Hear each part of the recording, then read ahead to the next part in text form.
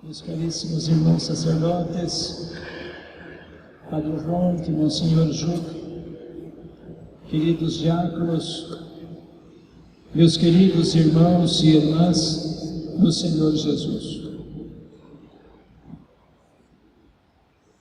É uma noite memorável, porque nós recordamos uma noite única na história do mundo, na qual Deus, na pessoa de Jesus Cristo, Deus e homem, nos deu grandes presentes. Receber sempre um presente, por mais humilde e pequeno que seja, já alegra o nosso coração. Aliás, nós temos o costume de dizer, né? É simples, mas é de coração. E quem recebe uma florzinha que a mãe ganha do seu filho e da sua filha, torna-se o maior presente do mundo. Imagine agora, quando é o próprio Deus, no seu imenso amor que tem por nós. O amor de Deus nunca é pequeno, o amor de Deus nunca é parcial, o amor de Deus sempre é completo. Nós sabemos amar pela metade, Deus não sabe. Nós sabemos amar tantas vezes com utilitarismo. Amamos porque precisamos do outro. De vez em quando eu brinco em certas palestras sobre o matrimônio: minhas senhoras, difícil com seu esposo, mas pior sem ele. Para mostrar que o nosso tipo de amor sempre não é perfeito. Mas quando Deus ama, é perfeito. E de um modo todo singular, nessa noite, por isso dizia noite memorável, que nunca será esquecida na face da terra, Jesus Cristo consegue tornar prático, concretizar o seu amor por nós. O fará de um modo muito mais radical amanhã, sexta-feira santa, quando der a sua vida na cruz. Mas nesse dia, véspera de sua morte na cruz, Jesus foi capaz de encontrar um jeito de mostrar exatamente a que ele veio. Qual foi a missão que ele recebeu do Pai? Vamos voltar ao tempo de Jesus. No tempo de Jesus, mulheres não tinham vez. Não eram contempladas e nem olhadas. As viúvas, por sua vez, eram desprezadas. Tanto que um dos primeiros trabalhos dos apóstolos era exatamente cuidar das viúvas, além da evangelização. E quando depois as coisas ficaram difíceis, os diáconos foram chamados e vieram ao encontro para fazer esse serviço, outros apóstolos foram escolhidos. Mas no tempo de Jesus, as pessoas tinham escravos, e o escravo não tinha direito absolutamente nenhum.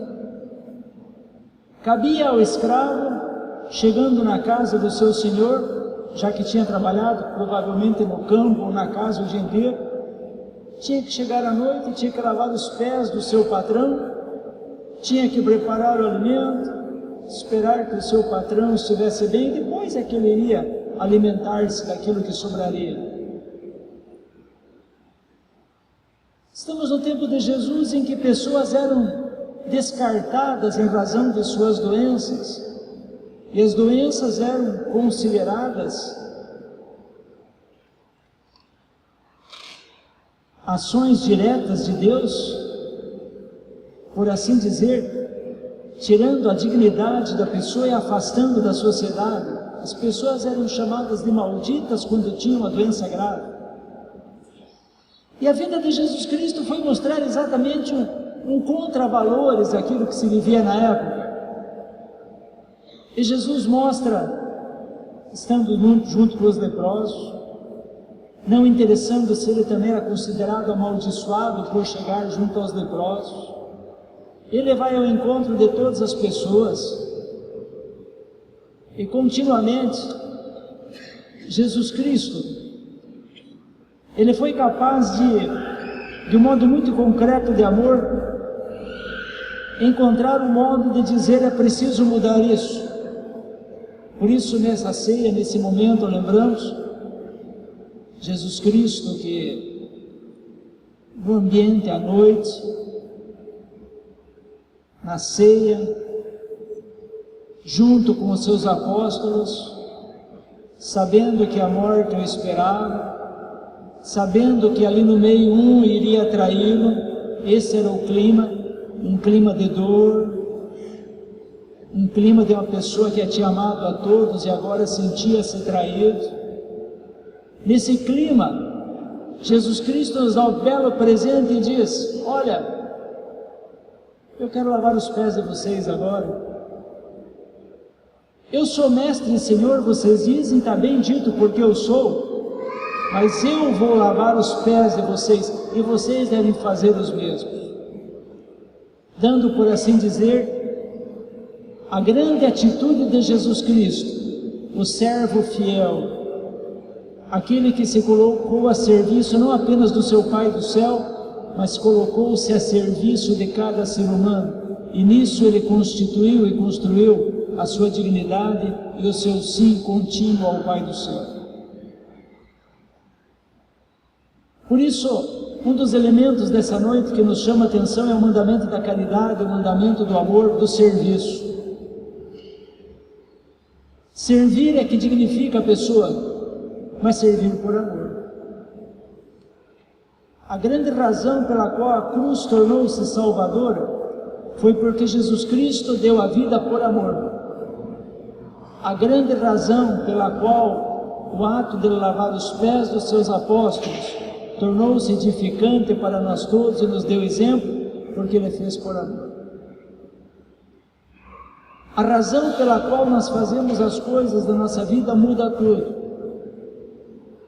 E Jesus Cristo foi capaz, de um modo admirável, como Filho de Deus, dizer: olha, eu vos dei exemplo, sigam. Mas somente esse exemplo não bastaria. Porque, como eu dizia há pouco, se o amor de Deus é completo, é preciso muito mais do que aprender a olhar para os outros com amor e servir os outros. E naquele momento, na última ceia, Jesus encontrou o modo perfeito, através do qual Ele quer permanecer conosco. Aquele cordeiro do Antigo Testamento que escutamos na primeira leitura, é agora Jesus Cristo na Eucaristia que continua dando-se alimento. Se naquele tempo todo o povo de Deus devia comer o cordeiro ou o cabrito, do mesmo modo hoje todo o povo de Deus é chamado a receber, a comungar a Eucaristia, e quem não pode, por circunstâncias, a fazer a sua comunhão espiritual. Mas ninguém pode deixar de comungar ou sacramentalmente ou espiritualmente, porque a comunhão, ela nos une a Deus e nos une ao irmão. Cada vez que nós participamos da Eucaristia, cada vez que comungamos, nós temos a grande graça de nos aproximar de Deus e nos aproximar dos irmãos, reconhecendo que todos temos a mesma dignidade de filhos e filhas de Deus muito amados, que são alimentados pelo próprio Deus. Olha só, Jesus Cristo nos dá o exemplo, Jesus Cristo se dá na Eucaristia, e esse é Jesus Cristo. Como fazer agora para que Ele se tornasse presente? É o famoso fazer isto em memória de mim, que nós recordamos a cada Santa Missa após a consagração, ou continuando, terminando a consagração. Fazer isto em memória de mim. O que significa? É para dizer que não é o passado que nós lembramos, porque o amor de Deus continua sendo concretizado no hoje da história e da nossa vida. Aquilo que se celebra no altar é para tornar hoje Deus presente na história e nos realizando. Por isso a Eucaristia que recebemos em comunhão não é apenas um símbolo de Jesus Cristo, mas é Jesus presente em corpo, sangue, alma e divindade. É Jesus Cristo completo e total.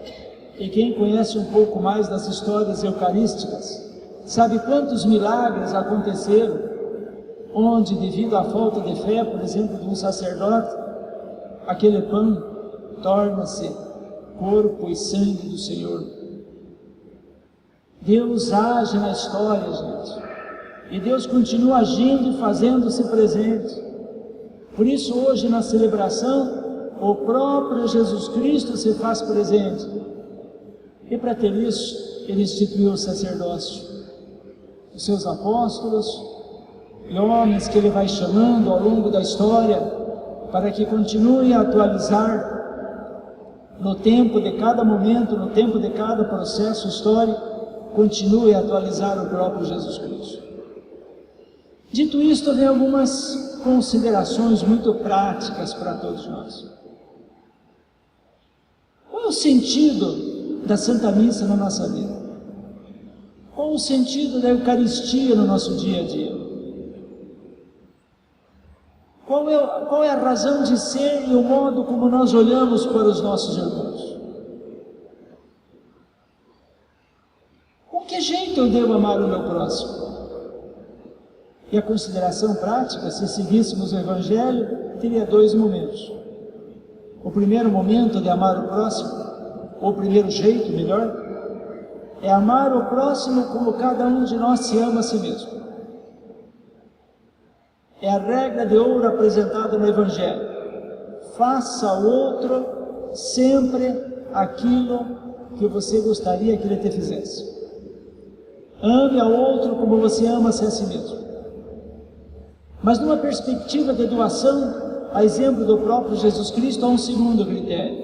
E esse complica um pouco mais para tornar-se realidade em nossa vida. Qual é? Amar o próximo como Deus nos ama. E amar o próximo como Deus nos ama é olhar para o exemplo do próprio Jesus Cristo que dá a vida. O amor verdadeiro é o amor que dá a vida, que é capaz de dar a vida. O amor verdadeiro de um casal manifesta-se nos momentos difíceis e não nos momentos fáceis. O amor fraternal entre irmãos manifesta-se nos momentos difíceis. Amar o outro, portanto, ele torna-se quanto maior pelo próprio exemplo que Jesus Cristo deu de no momento de traição, no momento de angústia da última ceia, ele foi capaz de servir. Foi capaz de nos dar o presente da Eucaristia, foi capaz de nos dar o presente do sacerdócio. Que nossos corações, portanto, hoje à noite vibrem de alegria. A vibração só poderá ser maior na vigília pascal, porque aí nós nos alegramos com a ressurreição do Senhor e indiretamente com todos esses elementos que estamos refletindo agora. Mas hoje o nosso coração tem que ficar aberto. A única palavra que pode sair hoje da nossa boca e expressão do nosso coração é intimamente dizer: obrigado, meu Deus. Obrigado por tanto amor. Obrigado por tanto carinho. Obrigado, Senhor. E só uma coisa pode ser pedida: que nós aprendamos a amar como Jesus nos ama. Essas duas palavrinhas são suficientes para contemplarmos à altura o mistério de hoje. Gratidão, obrigado, Senhor, e um pedido de um coração humilde: ajudai-me a servir e amar como vós servistes e amastes. E é nesse sentido que nós continuamos agora esta nossa celebração, realizando o maravilhoso gesto do lava-pés. Como o Padre Ronque dizia no início, que esse gesto que nós vamos ver agora torne-se um propósito de cada um de nós, Não simplesmente no sentido físico de lavar os pés, é um símbolo, mas no sentido que nós aprendamos a olhar para todos os que nós encontramos em nossa vida com os olhos de Jesus Cristo, com a atitude do serviço. Como é bom saber que nós podemos sim fazer pelo menos um pouco de retribuição a tanto amor que Deus nos deu, porque o grande desejo de Jesus Cristo é exatamente isso, que sejamos servidores sempre, a todo e qualquer momento.